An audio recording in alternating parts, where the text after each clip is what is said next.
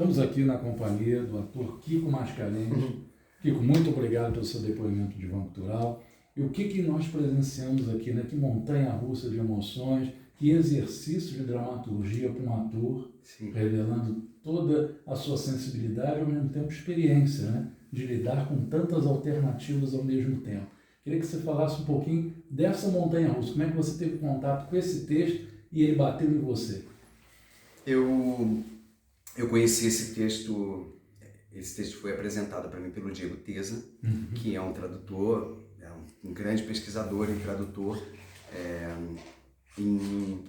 Acho que em 2017 ele me apresentou esse texto. E a gente montou a primeira temporada dele em 2019. Eu demorei 2 anos com muita dúvida sobre fazer ou não fazer esse texto. Porque num primeiro momento, e isso é uma leitura superficial, você achar que essa peça fala só sobre depressão e suicídio, sim, e na verdade isso é um assunto da peça. Na verdade a peça fala o oposto. Essa peça ela fala sobre não desistir. Um filho que não desiste da mãe, não é? Ele não desiste de fazer uma lista, ele não desiste de ser feliz, ele procura ajuda, portanto ele não desiste dele mesmo. Quando eu entendi isso, eu fiquei muito mais interessado em montar essa peça. E foi exatamente aí que nós trabalhamos, na esperança. É onde essa peça me pega, me interessa, nesse lugar da esperança. E é importante, eu acho, a gente tem uma dificuldade muito grande de falar sobre depressão, suicídio, mas são assuntos que precisam serem tratados, né? A gente não pode ignorar simplesmente. E da maneira como ele é tratado na peça, eu acho muito delicado, muito sensível, né? Tem uma carpintaria teatral ali para fazer com que você se emocione em alguns momentos, se divirta muito em outros momentos. Então essa montanha-russa, esse carrossel de emoções, de sensações que essa peça traz, me interessa. E tinha uma coisa também que eu fui entendendo como era importante depois de um tempo de fazer a peça, que é a participação do plateia. É essa interação. Entender que essa peça ela não ia acontecer igual toda noite, nunca. Porque a história é sempre a mesma. Mas a partir das colaborações, a partir das interferências, ela ganha novos contornos, ela ganha novos formatos e ela... Bom, vocês viram hoje um momento, sim, de pura epifania, quando de repente a plateia inteira se põe a cantar espontaneamente, sem que seja uma ordem ou um pedido, simplesmente acontece. Então, quando acontece isso, é porque vale a pena. Aí vale a pena. Aí o teatro vale a pena.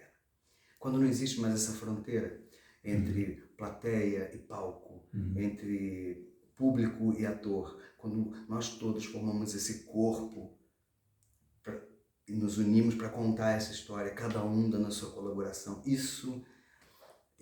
essa é a melhor parte. É o teatro possibilitando a abertura para o autoconhecimento, né? Cada um ali, de repente, se descobre, sim, de uma maneira única. Sim, você se permite.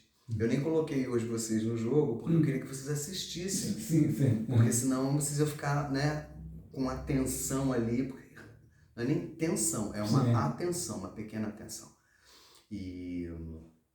Mas é isso, quando acontece dessa maneira como aconteceu hoje, e normalmente acontece sempre assim, de uma maneira ou de outra, essa interação, esse corpo único, ele sempre acontece toda noite. A dramaturgia, e eu acho que o assunto também, o tema, ele acaba envolvendo todo mundo. E o resultado é o que vocês viram. É um grande jogo, uma grande comunhão, onde cada um coloca um pedacinho. A sua parcela. Exatamente. Sua parcela pequena. E a gente juntos, todos nós, a gente vai contando essa história. E eu acho que essa é a melhor parte. E lidar com o inusitado. Estava ali, você ainda agora comentando um pouquinho, estava a Estela, uma grande amiga nossa também ali comentando. E você falou de um fato que aconteceu, que a gente achou muito interessante. Estava escutando de longe, se você pudesse trazer para a gente, essa jovem Eu não sei se eu vou falar, porque como foi uma coisa muito pessoal, tenho medo que ela veja, e aí ela... Ah, tá, entendi. Mas foi uma história muito... Sim. O que acontece, eu acho, aqui, é que existem... É como se fosse uma sincronicidade, né? Isso. Eu não vou nem dizer coincidência, porque eu não acredito muito em coincidência. Eu acho que é isso. É o acaso funcionando. Significativo, aquele acaso assim. Que vai acontecendo. As coisas vão acontecendo. E são muitas coincidências para a gente acreditar em coincidência. As pessoas tiram cartas nas participações das cartas e muitas vezes tem uma coisa escrita ali que ela estava pensando, ou que ela queria, ou que ela queria dizer. Às vezes, e ela tem que dizer em voz alta aquilo. E isso é bonito. Quando tem as participações dos personagens, quando eles vão entrando na narrativa e você vê a pessoa ganhando a propriedade daquele personagem, acreditando naquele jogo, confiando, porque existe uma confiança, né? Sim, sim. Em relação ao jogo, né? Eles confiam em mim, eu estou conduzindo esse jogo. Então é muito bonito quando acontece isso, porque eu entendo o tamanho da confiança que eles têm para se desnudarem dessa maneira. E é muito simples também, porque quando a gente fala num teatro interativo, muitas pessoas ficam com aquela ideia assim de que vão passar por situações vexaminosas, vão ser constrangidas em público, né? Vão o famoso pagar o mico. E não é o que acontece aqui. Não. É tudo muito delicado, muito... E você conduz com muita delicadeza. Sim, muito respeito, né? Porque eu acho que a peça exige, né? Delicadeza e respeito. A gente, afinal de contas, está tratando de assuntos sensíveis e delicados, né? Então... Mas é o que vem acontecendo. Acontece em todas as apresentações. Acontece algo que me surpreende, que entra para a história dessa peça. E é isso. O que vocês assistiram hoje, vocês não vão assistir nunca mais. Nem que vocês venham aqui todo dia. Vai ser diferente. Vocês vão ver a mesma história. Mas vocês vão ver ela bordada de uma outra maneira. E como você vai quebrando, sem intenção, né, mas simplesmente pela condução do próprio texto, as resistências de cada um.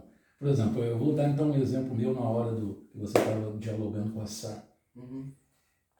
Me veio imediatamente na cabeça a cena de um filme do Al Pacino, da Michelle Pfeiffer, chamado Frank e Johnny, do Gary Marshall. E que a Michelle Pfeiffer mostra as marcas nas costas que ela apanhava do marido, perdeu um filho. Ela está para ter uma noite de amor com ele. Ele diz assim: o que você pode dizer agora que possa tirar isso de mim? Como é que você pode me curar?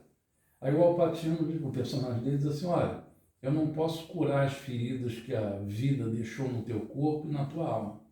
Mas uma coisa eu te prometo, está sempre do teu lado quando a dor voltar. Quer dizer, aquele momento ali me remeteu, eu me lembrei até das falas do filme. Então, quer dizer, eu acredito que muitas pessoas ali, coisas surgiram na mente delas que elas estavam loucas para dividir com você. Sim, e você vê isso quando eu olho para a plateia o tempo inteiro, né? Eu olho no olho da plateia todo o tempo. Eu reparei isso. E eu percebo, eu não sei o que aconteceu com aquela pessoa, eu não sei o que está passando dentro dela, mas às vezes você fala uma frase, uma coisa, e você vê aquela pessoa como aquilo atravessa ela. E é lindo de ver. É lindo quando o teatro ele vai além do entretenimento. Sim.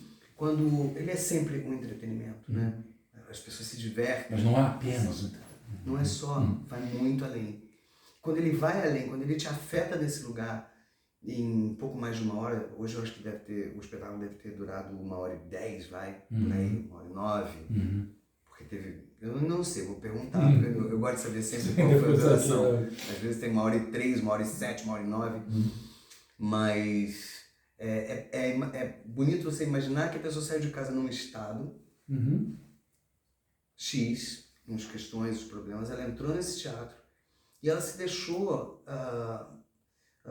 atravessar pela história, e aí ela riu, ela chorou, ela se emocionou, ela teve lembranças, coisas que foram ditas que remeteram ela a milhões de coisas. Quando o teatro ele vai para esse lugar, é lindo. É lindo. E a tua experiência, agora fechar esse nosso papo, como produtor, como diretor de alguns, por exemplo, você dirigiu o jornal Lázaro Ramos, que você, né? Você também, na mesma época que você comprou os direitos dessa peça, você comprou também Meninas e Meninos, Sim. que você fez com a Maria Eduarda de Carvalho. Como é que é essa tua experiência de você se distribuir na produção, às vezes na direção e na atuação? São funções bem diferentes, mas eu acho que são caminhos naturais, né, de todo artista. Você acaba se experimentando, né? É um prazer diferente, né, estar dirigindo, e é um trabalho diferente produzir também. Sim. Eu confesso que eu não sou muito talentoso na produção. Eu tenho boas ideias, assim, acho que como idealizador, talvez eu te diria, que eu tenho boas ideias. Mas o fazer, né, esse fazer teatral, eu entendo ele muito mais no palco do que fora dele. Sim. Por isso que eu conto com a ajuda sempre de produtores, né? Antes era a BR Produtora, o Radamés Bruno e a Viviane Procópio. Agora a Cris Lara Rezende, né? O Daniel. Então a gente tá sempre buscando parcerias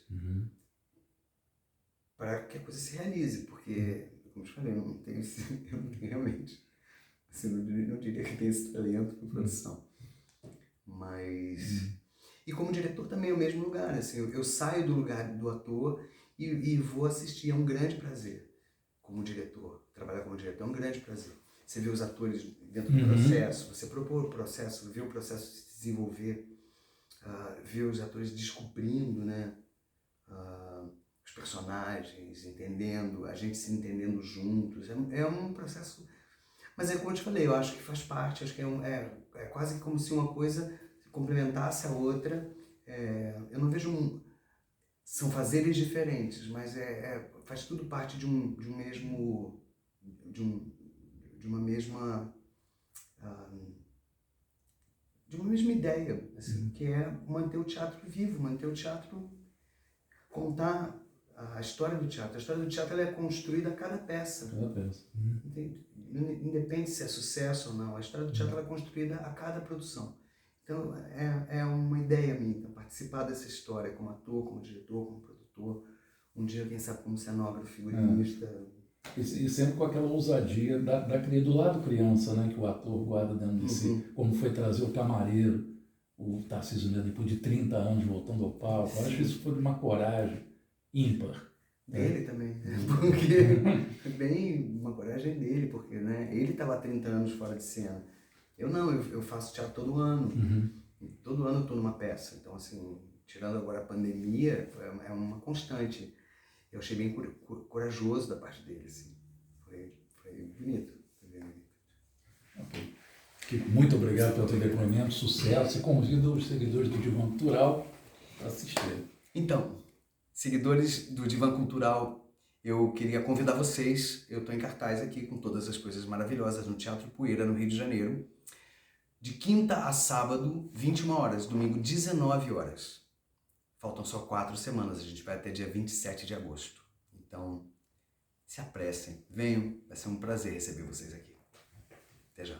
Obrigado, Kiko.